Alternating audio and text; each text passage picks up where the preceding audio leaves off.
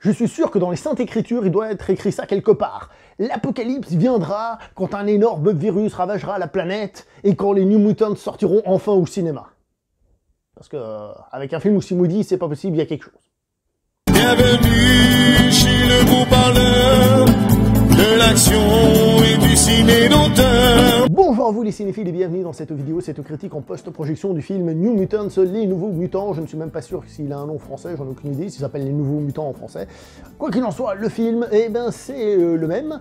Un film qui, comme j'ai dit en intro, a été maudit, mais je pense que vous connaissez l'histoire mieux que moi, tourné en 2017, prévu une sortie, il a été repoussé plusieurs fois à cause du Covid, à cause du rachat de la Fox par Disney. D'ailleurs, je tiens à préciser qu'au début de ce film, en effet, ils ont enlevé le mot Fox, 20th Century Studio, pour éviter le lien avec Fox News. Voilà quoi, qu'est-ce qu'il y a eu encore comme souci? Oui, à l'époque, avec la 20, ça se passait pas super bien, ce qu'on peut plus dire avec la Fox. Ça se passait pas super bien entre le réalisateur, il y a eu des petits soucis, il y avait des reshoots qui étaient prévus, mais ils n'ont pas pu être faits parce qu'ils auraient été trop tardifs, et les acteurs, ils avaient pris des années, puis comme ce sont des adolescents, ça pousse vite, ça change rapidement, donc ils n'ont pas pu faire autre chose que reprendre ce qui avait été filmé à l'époque, ce qui fait que le film est un film malade à l'arrivée, quoi qu'il en soit, il faut tenir compte de ça, même si, attention, la place du cinéma, elle n'est pas moins chère pour autant, mais c'est vrai que c'est un film malade, et c'est un tout petit peu dommage. Alors, on va citer un petit peu les acteurs du film. Alors, on a Alice Braga, qui fait donc Madame Reyes, le docteur Reyes. On a un certain Henry Zaga Blunt, qui interprète le personnage principal, donc Daniel Moonstar. Petite précision intéressante, on nous a mis un personnage amérindien, donc indien d'Amérique, ce qui est cool, ce qui est intéressant, c'est marrant parce qu'on parle beaucoup des minorités et tout ça aux États-Unis, mais les Indiens sont pas spécialement plus représentés, j'ai l'impression, et on n'entend pas trop de critiques ou de choses pour défendre les Indiens d'Amérique. Est-ce que ce serait que les Indiens d'Amérique s'en foutent, qu'ils sont plus assez? J'en sais rien, je suis pas un expert dans l'Amérique, mais je constate ça en y repensant, c'est vrai, surtout que c'est un sujet très profond dans l'Amérique, c'est le cas de le dire. Donc voilà, c'était juste une petite réflexion. En tout cas, ce film met en avant un personnage amérindien, et c'est cool. Voilà. Nous avons un certain Charlie Heaton, nous avons Maisie Williams, donc celle de Game of Thrones, donc Arya Stark, et nous avons Anya Taylor-Joy, c'est pas Anna, c'est Anya Taylor-Joy, actrice qu'on a pu voir dans Split, une actrice que je trouve vraiment de qualité, qui, on va dire, en cours de formation, mais qui, je pense, peut devenir une très bonne actrice. Elle est déjà pas mal du tout. Disons les choses comme elles sont. Alors oui, ce film se passe dans l'univers des X-Men, et l'avantage de se passer dans l'univers des X-Men, c'est qu'on n'a pas besoin de nous représenter tout ce qu'il y a autour, quelles sont les thématiques des mutants, des non-mutants, qu'est-ce qui se passe, est-ce qu'ils s'aiment, est-ce qu'ils s'aiment pas, etc. etc. C'est l'avantage du film, c'est qu'il est déjà ancré dans un univers, et donc il n'y a pas forcément besoin de faire du world building, de spécialement construire cet univers pour nous faire comprendre ce que ça représente d'être un mutant, etc. etc. C'est aussi d'une certaine manière un défaut, c'est que peut-être que les gens n'aiment pas les films de super-héros classiques, mais que ce film, qui se veut être un petit peu différent, peut-être peut intéresser certaines personnes, mais il faut qu'ils soient quand même au courant, en tout cas globalement, de ce que sont les X-Men. Ça peut être un tout petit peu dérangeant. Dans le film, on cite les X-Men à un moment donné, et puis évidemment, ce sont des mutants, donc on explique la chose, mais c'est vrai que le film pourrait se voir si on n'est pas fan des X-Men en tant que tel. Donc ça, c'est plutôt une qualité pour le film.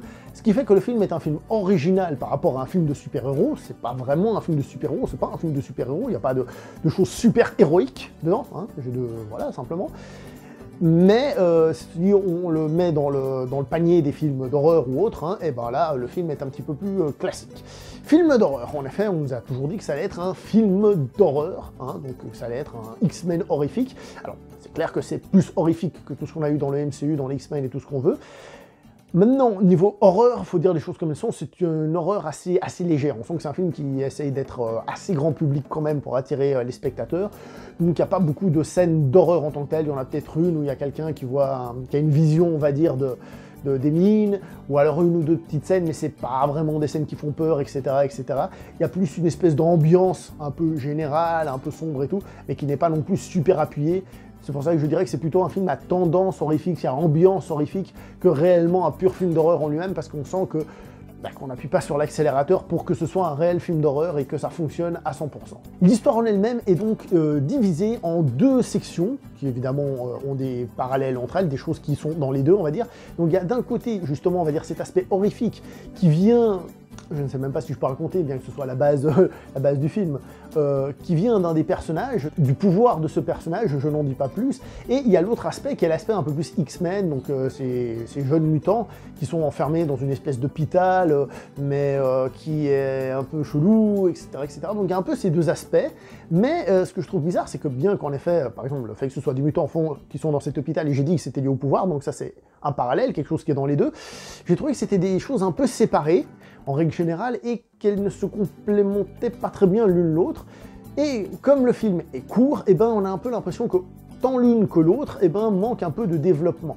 Surtout celle qui, je trouve, aurait été peut-être plus intéressante, avec peut-être plus de psychologie, un truc un petit peu plus profond, un peu plus dérangeant aussi, dans le fond. L'aspect un peu plus, justement, enfermé dans un hôpital psychiatrique, d'une certaine manière, folie, etc. Vol au-dessus d'un nid de mutant. Qu'est-ce qu'elle est bonne, celle-là. On part un peu dans l'autre qui fait un peu plus horrifique, un peu plus grand public dans le sens spectacle, c'est-à-dire un peu plus horrifique et un peu plus action sur la fin. Je tiens quand même à préciser que malgré ce que je viens de dire là, le film en lui-même est divertissant, il se laisse regarder, franchement on s'ennuie pas, il est court, il est rythmé.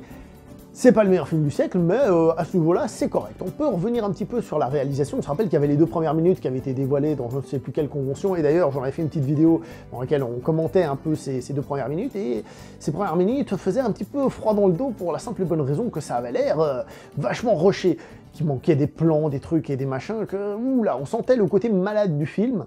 Et je tiens à préciser, ce qu'on a vu là sur internet, ce sont les vraies 2 premières minutes du film, hein, donc ça veut dire que ça y est. Après le film se pose un petit peu plus, et on comprend en fait que si on ne voit pas toutes les images dans cette première scène, ce qui ne veut pas dire que tant coup elle est mieux, hein, on va revenir par étapes, c'est parce qu'en fait on va avoir des flashbacks qui vont nous ramener à cette scène, et qu'on va en théorie découvrir des nouvelles choses, à peu près, sauf qu'en fait on découvre rien de cette nouvelle scène, on a juste des petits flashbacks de rien du tout, donc voilà, ça apporte pas grand chose.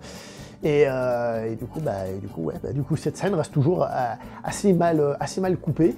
Et pour le reste, eh ben, ça ralentit certes, mais on sent des petits défauts. Moi, j'ai surtout senti des trucs dans le scénario. Parfois, il y avait des facilités dans certains dialogues, des trucs un peu faciles, un peu envoyés trop facilement, des petites piques, des petits trucs comme ça qui étaient pas super, qui faisaient pas très naturel parfois dans les connexions, dans les dialogues, etc., etc. Donc pas quelque chose de gravissime dans l'absolu, mais quand même des choses qui viennent un petit peu pénaliser tout ça, faut dire les choses comme elles sont. Au niveau des acteurs, ben, j'ai trouvé Alice Braga, celle qui fait donc le Dr Reyes, plutôt très bien. Bon alors, elle a prêté pour que ce soit super carré, machin, un truc bidule, donc ma référence à Vol au-dessus d'un nid de coucou, mais je trouve que son personnage arrive à avoir une certaine présence et justement à transmettre non pas forcément un malaise, justement horrifique et tout ça, mais qui dit bien que ici il se passe quelque chose de pas très net.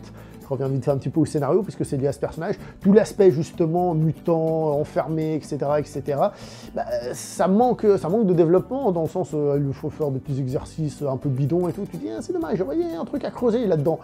Et c'est pas méga creusé, je trouve, c'est un petit peu dommage. L'actrice principale, donc Blue Hunt, qui se débrouille, je trouve, correctement, c'est pas la folie furieuse, mais c'est correct. Tous les acteurs, je les ai trouvés plutôt corrects. Les garçons un petit peu moins, surtout comment il s'appelle, le brésilien. Voilà, Henri Zaga, lui, j'ai trouvé qu'il était un peu en dessous, en règle générale. Et puis, sinon, bah, Maisie Williams, elle est correcte, elle est bien. Quant à Anna Taylor-Joy, c'est un peu compliqué parce qu'elle fait un personnage vraiment un peu abusé au début, justement, encore ces petits soucis de scénario. Je trouve qu'au début, c'est vraiment une grosse conne, et parfois une grosse conne juste pour être une grosse conne. Et par la suite, elle se déconise à cause du scénario, on va dire, sans rentrer dans les détails. Mais ouais, là, il y a un petit manque. Mais niveau interprétation, bah écoute, elle le fait très bien, hein, elle fait très bien ce qu'on lui demande de faire. Au début, justement, ça peut être un peu dérangeant, mais plus le film avance, plus c'est bien. Donc, je n'ai pas grand-chose à dire à ce niveau-là, je trouve ça plutôt correct. Donc ce film, soyons clairs, je le trouve pas mauvais, je le trouve divertissant, très honnêtement, surtout après ces 2 premières minutes qui faisaient très très peur. Ça passe, comme j'ai dit, c'est un film malade, on est au courant, mais ça, on ne lui pardonne pas pour autant. C'est un film qui ne vise clairement pas le haut du panier au niveau spectacle ou profondeur et tout ça, on n'est pas dans un de ces blockbusters là, mais c'est quand même un film par rapport aux super-héros movies actuels, aux films de super-héros, qui essaye de faire un petit autre chose, de ce qui est déjà plutôt intéressant. Un film qui essaye d'être grand public, et qui donc ne va pas aller dans d'extrême violence et tout ça, qui a des petits trous scénaristiques, des petites erreurs scénaristiques un peu à gauche à droite, voilà, mais voilà, si on le regarde sans se prendre la tête, le film passe, c'est un honnête divertissement, voilà. Sans plus en ce qui me concerne, je pense que c'est le genre de film que j'aurais jamais envie de revoir, mais voilà, je pense que vous avez compris. Donc moi je vais m'arrêter là pour cette vidéo, n'oubliez pas de liker, commenter, partager, on se voit prochainement pour une prochaine vidéo. Jusque là, portez-vous bien, ciao tout le monde. Bienvenue chez le beau parleur de l'action et du ciné d'auteur.